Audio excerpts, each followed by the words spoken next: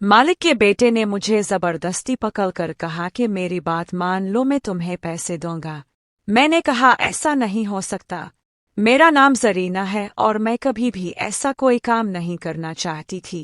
मालिक के बेटे ने कहा ये 5,000 रुपये रख लो, बस कुछ देर मेरे साथ वक्त गुजार लो, मुझसे अब बर्दाश्त नहीं होता। मैं अभी एक फिल्म देखकर आया हूँ जिसकी वजह से अब मैं खुद पर काबू नहीं रख सकता, बस थोड़ा सा वक्त मेरे साथ गुजार लो। मैंने कहा कि मैं यहाँ काम करने के लिए आती हूँ, मैं इस काम के लिए नहीं आई। इसने कहा कि अगर पैसे कम हैं तो मैं तुम्हें और भी दे दूंगा, अभी मेरे पास इतने ही हैं। मैंने कहा वसीम ऐसा नहीं हो सकता, वसीम मेरे मालिक का बेटा था, मैं इसके घर में सफाई करने आती थी, मैं बहुत खूबसूरत और जवान थी। जब मैं काम करती तो वो मुझे अक्सर देखता रहता और मदहोश हो जाता। कभी कभी मेरा भी दिल चाहता कि इसके साथ वक्त गुजारन, मगर मैं फौरन नहीं मानती थी। अब तो वो मुझे पैसे भी दे रहा था, मगर फिर भी मैं जल्दी हाँ नहीं करना चाहती थी। वसीम ने कहा कि मेरी बात मान लो।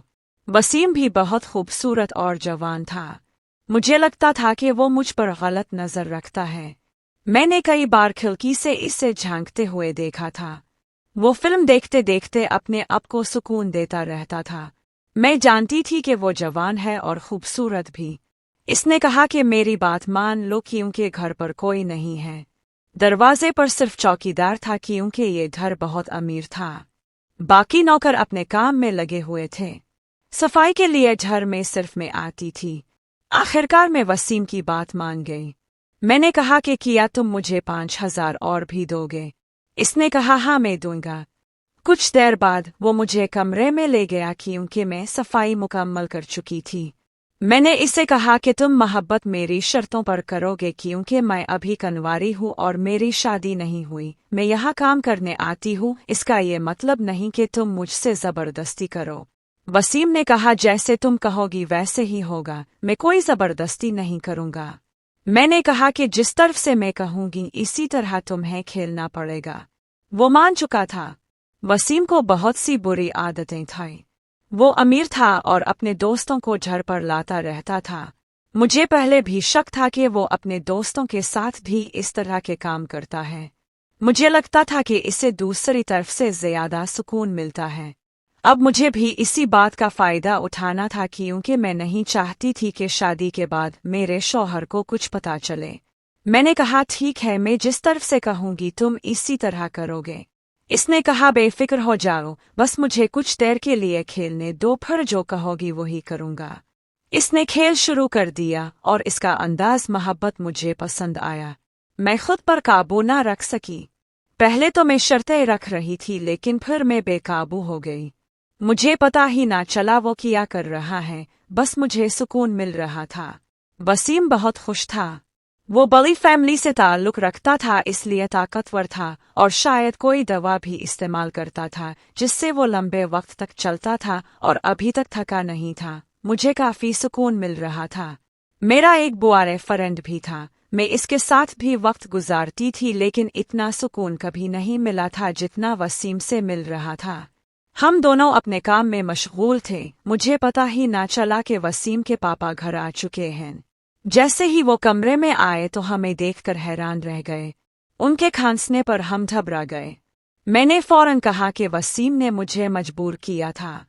वसीम ने कहा पापा मैं शादी के काबिल हो चुका हूँ, अब मेरी शादी कर दे। इरफान साहब, वसीम के वालिद, हमें देखकर खुद भी कंट्रोल नहीं कर पा रहे थे। मैं जान गई थी कि वो भी तैयार हो चुके हैं। मैं जाना चाहती थी मगर इसी वक्त वसीम ने कहा कि नहीं। मैंने कहा कि मैं यहाँ से चली जाती हूँ, मुझसे गलती हुई, आइंदा ऐसा नहीं होगा। इरफान साहब ने कहा तुम कहीं नहीं जाओगी, तुम इसी घर में रहोगी, मैं भी तुम्हारे साथ खेलना चाहता हूँ। वसीम ने कहा कि ये कैसे हो सकता है, मगर जरीना जवान और खूबसूरत थी, इसे देखकर कोई भी खुद पर काबू नहीं रख सकता था। इरफान साहब ने वसीम से कहा तुम जाओ अपने दोस्तों के पास, और वसीम दूसरे कमरे में चला गया। इरफान ने जरीना से कहा कि तुम मेरे बेटे के साथ ये सब कर रही थी। जरीना ने कहा कि ये पहला मौका है, इससे पहले कभी ऐसा नहीं हुआ। इरफान ने कहा कि तुमने अच्छा किया, घर की इज्जत घर में ही रुक गई। अगर वसीम बाहर किसी लड़की के साथ करता तो बहुत बदनामी होती। मैं चाहता हूँ कि तुम वसीम के साथ यही खेल जारी रखो जब तक मैं इसकी शादी नहीं कर देता। वो मेरा इकलौता बेटा है।